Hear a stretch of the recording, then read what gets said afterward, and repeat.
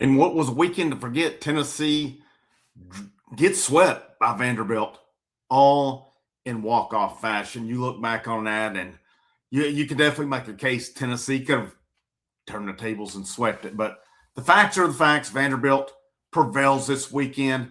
Hit the like, the share, the subscribe. I appreciate you tuning in on here. Just now gotten around to give kind of my thoughts, and I wanted to kind of look at some things on this from the weekend as well. But just a tough, especially yesterday. I mean, any of you that were with me on the live basketball stream yesterday, of course, we got the crap beat out of some basketball, and I'm walking back to my place to record. And I'm like, well, let me check here. Last I'd seen, baseball's in pretty good shape. And the first thing I pulled up is that grand slam. And it's like, you've got to be kidding me. Just what a disastrous afternoon for Tennessee athletics. And really a tough weekend for Tennessee baseball as well. So let's kind of break down where we went on this one. Of course, Friday night, you're going to get what you get on Friday nights a lot of times. You're not going to see, for the most part, a lot of slugfest. Now, occasionally you do. But, you look at this now. Tennessee has lost both of their road weekend series. You could easily turn that around. And they could have won all three series at this point. I will say this, and I'm going to go ahead and put this out there before I go any further with it. I think this team is going to be okay. It's 3 series in. We did see some positives this past weekend. And I think they're still learning this team as well. I really do. And, just to put it in perspective, last year's team started 28-2. They finished 18-17 after the first 30. So, like some of you told me in January basketball, it doesn't matter in January. It's not going to matter in March for baseball. Could you get yourself in a big enough hole you got to fight to the tournament? Sure. But this team will be fine. They're going to be fine on it. It's March, of course, getting ready to turn April here soon. But, I've seen some just ludicrous stuff out here. We can sit here and question some of Elander's decisions, but I'm already seeing people, how can we get Tony V back and all this? Who's to say Tony V is not doing that with this team as well? All right? Who's to say he's not? I mean, Elander's not swinging the bats. Elander's not throwing the pitches on it. Are there some decisions that I've questioned? Yes. Don't get me wrong on that one. But I think they're starting to figure it out. I really do. And maybe this weekend is what turns it around. You got LSU coming to town next weekend. You come back, you bounce back and win that series, especially if you were to come up and sweep them. That's big. That's big for this team. They'll have a chance to win that series this weekend. Let's make no mistake about it on it. But let's look at, the pitching. They switched it up this past weekend. You had Arvidsson went Friday night. I kind of want to look at stats on that with him. 5 innings, 4 hits, 2 runs that were earned, 7 strikeouts. Really good outing for him, 86 pitches. Tegan Coons got moved to the bullpen. Anytime a guy gets moved, you wonder how he responds. He answered emphatically. Entered the game, I think it was, gave up a couple hits, and then he was lights out after that. 4 1/3, 5 hits, 1 run, 1 walk, 6 strikeouts on it. Do they continue on with these guys going back to back? Or, who knows after last weekend, what kind of changes could they make? Do you change the rotation up again? How do you go with it? I think you got to look at a lot of things, and that's where we're getting to with the pitching. Bo Rudy come in 1/3 of an inning. Bo Rudy was lights out this weekend. He went 1/3, 1 strikeout, and then they overthought it. Let's face the facts. They overthought it, brought in Mark Handy. Mark Handy didn't get an out the whole weekend, and he and Braden Krenzel had weekends to forget this weekend. Let's make no mistake about that. And, looking at Bo Rudy on Saturday, 3 innings, 2 strikeouts, no hits. That's lights out. That is total lights out there as well. Trying to see here. But yeah, excellent job by him. Again, Hindi went twice this weekend. He did not get an out either time. And I think you've got to look at that. You've got to look at it. And looking at Saturday's pitching, you had Landon Mack, 5 innings, 8 hits, 5 runs, 4 earned, 9 strikeouts along the way. Cam Appenzeller, 6 innings, 4 hits, 4 strikeouts, no runs. Fantastic work, man. Bo Rudy, already mentioned. Brady Frederick went an inning and a third, 1 hit, 1 run, 2 walks. That's what got him in trouble. And then Braden Krenzel. We've got to talk about Braden Krenzel. Braden Krenzel's got so much talent. It is mental right now, guys. It is mental with him. I don't think there's any doubt about it. He entered twice this weekend and did not get a single out either time. Entered yesterday with the lead, hit a batter, then gives up a grand slam. 5 pitches on the day for him yesterday, and then he threw 6 pitches on Saturday.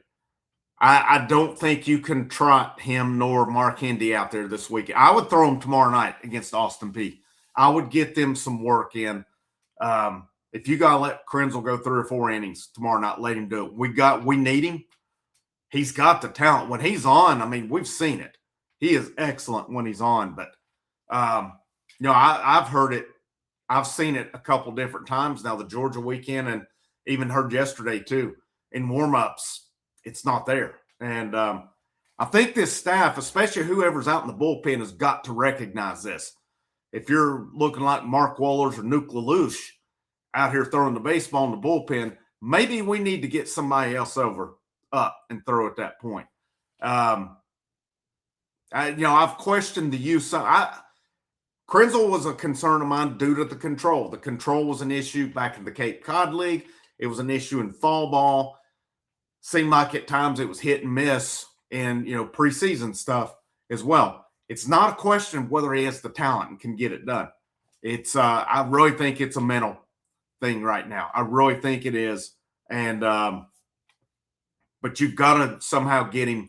If you got to throw him midweek for a bit to get him over this, that's what it is. Now, who's to say too, though, midweek there's no issue, and then all of a sudden the weekend the nerves hit. I don't know. I'm just throwing it out there on it, but definitely a rough weekend with them, Hindy and Krenzel. And again, I think you've got to look at what you do with the pitching. I really do. And then you look at yesterday. Blanco had a tough day. Definitely his toughest so far. 3 innings, 8 hits, 9 runs, 6 earned. I know they said the wind was messing with him some, but Elander said too that Blanco, I guess some of his off-speed stuff was just up. But the story of the day to me was Nick Abraham. The only problem, they left Nick Abraham in a little bit too long. I think bringing him back out for the 9th.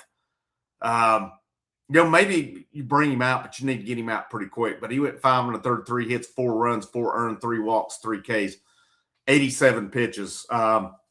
Excellent job by Nick Abraham, and I think that just changed the game for the weekends moving forward on it. Of course, I already mentioned Hindy and Krenzel. They entered and didn't get an out. Both of them gave up a run, at least a run on it.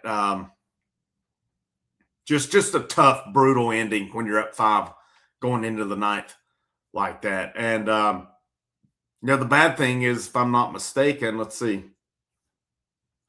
So they got down, 4-1. Was down 9-6 at one point. So it's back and forth. I mean, it's back and forth game. And the thing of it is, Tennessee got 3 in the 9th as well, and then they turn around and give up 6. I mean, that's but, I don't know who else you go to at that point either, because you had already used up pretty much Coons, Appenzeller, Rudy for the weekend.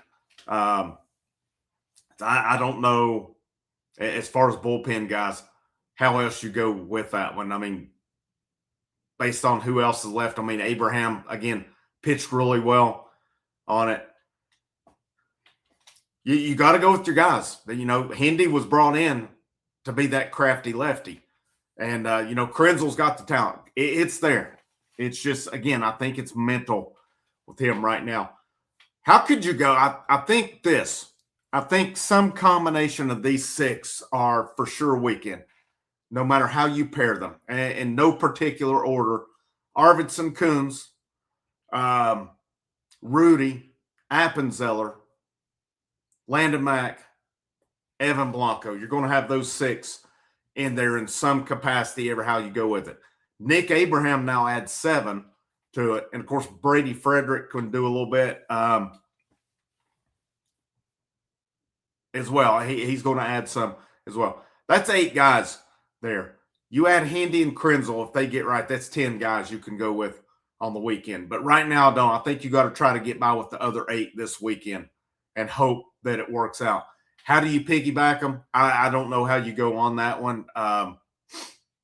Do they change up the starting rotation this weekend? I think it's interesting to watch. I mean, because Coons goes to the bullpen, throws 4 1/3 of excellent baseball. Maybe they moved him back in. Maybe the whole thing was to send a message, and he comes back in because he got the message, and he pitched really well this weekend. I don't know. There's a lot of different ways you could go. Could they move Arvidsson back to be a closer on the weekend? Could you move, Blanco back to the bullpen on it as well? I think because you've got to have another lefty besides Appenzeller in there to get it done out of the bullpen. I really think you do on that. I just can't see moving Landon Mack out. I mean, he's getting – I don't know. I don't on that one. It'll be interesting to see where they go with it. And then hitting-wise, I mean, they were hit and miss on the weekend. Probably, the biggest thing I've not seen on that is what's the status of Stone Lawless. I've not seen anything on that. I've still not seen the pitch. I really don't want to see it either. But hopefully he's all right. You're going to think probably a shot chance he is out this weekend. But, I mean, based on yesterday when Trent Grenlinger came in, 5 RBIs on the day, and Josh Elander said in the postgame, said he's definitely going to get more opportunity. He should have been getting more opportunities already. And it's unfortunate the situation it required for him to get the opportunity. But, when your number's called, you better take advantage of it. And he did. I think they're getting close on their lineup. I really do because, Grimmer back. Grimmer played second. I think he played it all weekend, if I'm not mistaken here. Because I honestly, I did not get to watch a lot. Let's see, Grimmer DH Saturday. And then first, he played a little bit of everything. He played second, DH, and first this weekend because obviously Sundays, Levi Clark catches. On Sundays, Clark was first base Friday and Saturday. I mean, you look at it, Grimmer's doing all right. I mean, low inconsistent. Ford had some big hits this weekend. So he was 1 for 4. He was 1 for 6 on Saturday. That was a big one. That was a 3-run bomb that tied it up. And then 1 for 5 yesterday. So 3 hits for him. I think another big thing that came out of yesterday was we saw Blaine Brown start swinging the bat as well. He was 0 for 10 with 4 strikeouts prior to yesterday. Yesterday, then 3 for 5, 3 RBIs, 4 runs scored, started his first at bat with a walk, had a bomb later on. That was big for him. Reese Chapman swung a good bat yesterday. Grimmer swung good. Manny Marin was 2 for 4. It's funny. The offense gets going, then all of a sudden the pitching can't get anybody out on the day pretty much. So just a tough weekend. Where they go, I think it's starting to go like this. You're going to have Chapman, Garrett Wright in center, and probably let's see, did Brown? Yeah, Brown was in left field all weekend. I think that's probably where you're going at this point. Wright played center all weekend. He's been hit 9 times by pitches. And I remember reading about how he was one of the tops in the country coming from Bowling Green, but it's crazy how much he gets hit. Ford's going to be your third baseman. Marin's shortstop. There were some plays. I've seen some stuff about the defense, and Marin's got to be on it at shortstop. He's got to be able to make these plays and turn them. He can't be, half-efforting out there. We need him on it in the middle infield This team cannot afford just to have those errors like they had last year. They just can't. And but Chapman's going to be a mainstay. Marin at short. Second base is still kind of a revolving door. I ultimately think, though, you put Grimmer there and then you go with it. But, second base on the weekend was Tyler Myatt. Started yesterday. He started Saturday and Sunday, as a matter of fact. And Grimmer on Saturday. I mean, there's just, I don't know, because guys like Abernathy and Newstrom, they're in slumps right now. Myatt has that potential with it. I feel like he's struggling a little bit as well. He had one hit on the weekend. And then, of course, Levi Clark's starting to swing the bat good. When Stone Lawless is back, I mean, Stone was swinging good enough. He'd been swinging it pretty good. So hopefully he's not out too long. But again, to me, I mean, the upside of Trent Grinlinger, he needs to be in the lineup. And the fact that he come in yesterday and had 5 RBIs like that, that says a lot for him. I think you've got to find a way for his bat to be in there. And I would guarantee it'll be in tomorrow night when they go. But, I think at some point with second base, if it's a revolving door too, you've got to give Finley Bates an opportunity as well. He's had minimal opportunities, but he's hit when he's gotten them for the most part. So we'll see. I think they're getting close, but I still think they're not totally settled on lineup. But, again, a weekend to forget. But, it's not over. It's not over either. And, you just see ridiculous comments on social media. I saw former players coming out against it. This team will be all right. 2023 team with that rotation of Dolander, Burns, and Beam lost, 2 of their first 3 series as well.